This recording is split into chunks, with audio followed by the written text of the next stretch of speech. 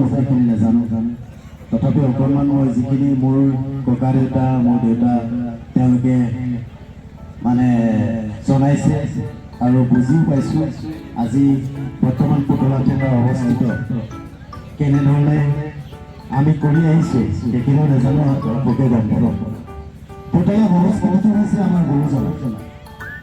প্ৰথম সৃষ্টি হৈছে আমাৰ গুৰুজন সেইখিনি আমি নাজানো আমি অসমীয়া ৰাইজে নাজানো পুতলা সংস্কৃতিটো হৈছে যেতিয়া এখন নাটক অংকীয়া নাট যিখন নাটকে নেকি শংকৰগুৰুৱে ৰচনা কৰিছিল চিহ্নযাত্ৰা নাটকখনত তেওঁ ছায়া পুতলা ৰূপে তেখেতে আৰম্ভ কৰিছিল সেয়া আছিল প্ৰথম পুতলা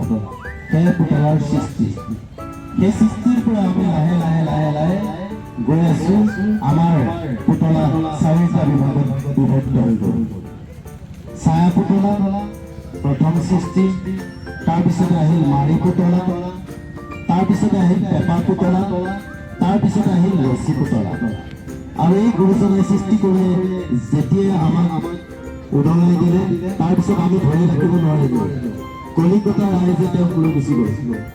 সেই পুতলা সংস্কৃতিটো লৈ যোৱাৰ পাছত তাত সৃষ্টি হ'ল পুতলা নাচ সেই পুতলা নাচ তাৰপিছত সৃষ্টি হ'ল ৰাজস্থানত কাঠপুতলি তেনেকৈ সৃষ্টি হৈ হৈ বেলেগ দেশলৈ গুচি গ'ল আমাৰ অসমলৈ নাহে নাইকিয়া হ'ল শেষ হ'ল ধ্বংস হ'ল তাৰপিছত কলিকতাৰ এটা পাৰ্টি আমাৰ অসমত যেতিয়া অৱস্থিত হৈ দৰ্শনী কৰি আছিলে তেতিয়াই মোৰ বৰদেউতা মোৰ ককা পুলিচত আছিলে তেখেতক মানে থ'বলৈ যাওঁতে তেনেকুৱাতে আমাৰ বৰ্তা গানৰ মানে গায়ক আছিলে তেখেতে গৈ দেখে যে এটা ডাঙৰ পেণ্ডেল হৈছে তাত মানে পুতলা নাচৰ সৃষ্টি কিবা তাত পুতলা প্ৰদৰ্শন হৈ আছে পুতলা নাচ কৰি সেইখিনি সময়ত তেনেকুৱা বৰ্তাই চাবলৈ যাওঁতে দেখা পালে তাত ইণ্টাৰভিউ মাৰিবৰ কাৰণে মানে এখন পত্ৰ লিখি থৈছে যে ইয়াত ইণ্টাৰভিউ মাৰিলে চাকৰি পোৱা হ'ব এনেকুৱা ধৰণৰ কাৰণ কিয় অসমত বঙালী কম চলে সেইকাৰণে অসমীয়া এজন ব্যক্তিৰ প্ৰয়োজন গতিকে মোৰ বৰ্তাৰ নাম আছিলে কেশৱ বৰদলৈ সেই বৰ্তাই যেতিয়া তাত ইণ্টাৰভিউ দিলে ইণ্টাৰভিউ দিয়াৰ পিছত পাছ হোৱাৰ পিছত আকৌ থিয়েটাৰখনত গুচি গ'ল গৈ কলিকতা পালেগৈ বৰ্তাই থিয়েটাৰ গোটেই অসমত কৰি কলিকতা গৈ তাৰপিছত নেক্সট বছৰ যেতিয়া আকৌ অহাৰ পিছত আমাৰ গাঁৱত এখন থিয়েটাৰ আৰম্ভ কৰিলে সেই থিয়েটাৰখন তাৰপিছতে সৃষ্টি হ'ল তেওঁ এজন ব্যক্তি আছিলে বেথৰাম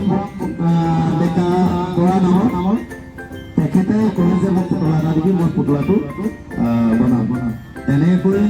সেই বেথৰাম বৰাই যেতিয়া বৰ্তাক ক'লে বৰ্তাই 10 টকা তেতিয়া সেই পুতলাটো বিক্ৰী কৰি দিছিল কিন্তু পুতলাটো ৰচি নাই একো নাই সেই পুতলাটো বিক্ৰী কৰি দিয়াৰ পিছত বৰ্তাই আকৌ নেক্সট বছৰ যেতিয়া থিয়েটাৰৰ পৰা ঘূৰি আহি যেতিয়া পুতলা ৰচি চচি লগাই তেতিয়াই প্ৰথম সৃষ্টি হৈছে পুতলা থিয়েটাৰ শ্ৰীমন্ত শংকৰদেৱৰ পুতলা থিয়েটাৰ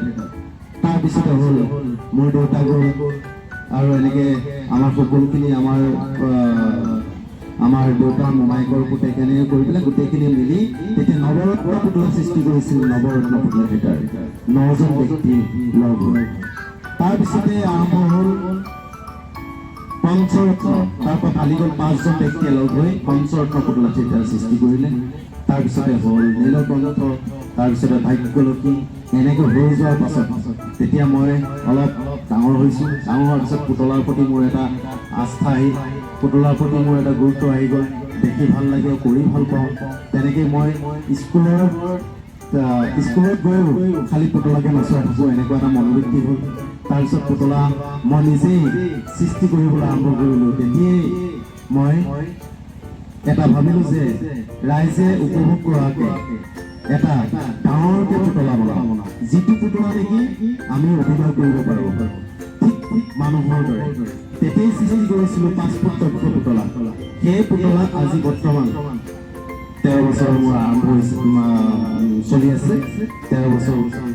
ভিতৰত 2খন পুতলা থিয়েটাৰ চলাইছিলোঁ এখন ৰাজলক্ষ্মী আৰু এখন শিৰোমণি বৰ্তমান ৰাজলক্ষ্মীখন বন্ধ হৈ আছে কিন্তু শিৰোমণি আপোনালোকে এতিয়া উপভোগ কৰিব সেয়ে আমি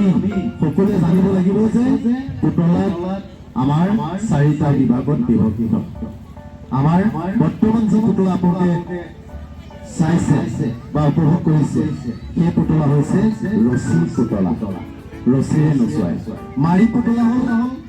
মাৰি কেইডালমান মাৰি দি পেলাই নচুৱাই সেইটো হ'ল মাৰি পুতলা পেপা পুতলা পেপা বজাই কিন্তু ৰছীয়ে থাকে এজনে পেপা বজাই